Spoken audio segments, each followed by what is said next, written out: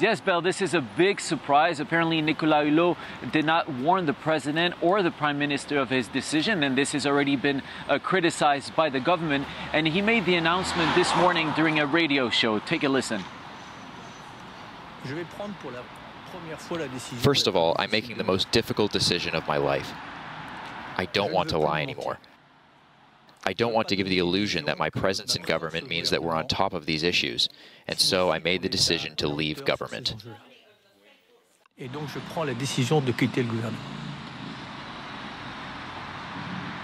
Yes, so you heard it. Mr. Nicolas Hugot felt that the environment was not a central theme of the French government, although he says that environment should be the first precondition to everything else. He says that since taking office, he's only managed to make small steps in pushing the environment agenda of this government. And this really has been difficult for Nicolas Hugot, who's really a staunch environmentalist, who's had to come face to face with the reality of politics. He's had to fight against different lobbies here in France. He's had to fight with the agriculture minister, and he's had to take some controversial decisions. For example, on nuclear. You know that a lot of France's energy depends on nuclear, and Nicolas Hugot changed his opinion from when he was an environmental activist to when he was a minister on different projects, such as a controversial project on the burial of nuclear waste. President Macron found out about this resignation at the same time as the rest of the French world watching France Inter there.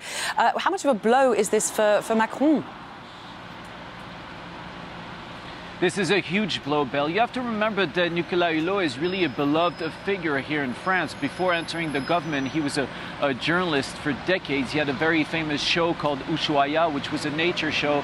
And he was really one of the favorite people in France, extremely famous, probably the most famous figure of the French government when Macron took office. So as you heard from Nicolas Hugot, he didn't want his presence in government to be to sort of give the illusion that the government was making steps in pushing the environmental agenda of Nicolas Hugot. So this is a big loss for the French government, a big loss for Mr. Macron, and it's really unclear at this stage who he will be able to find to replace Nicolas Hugot.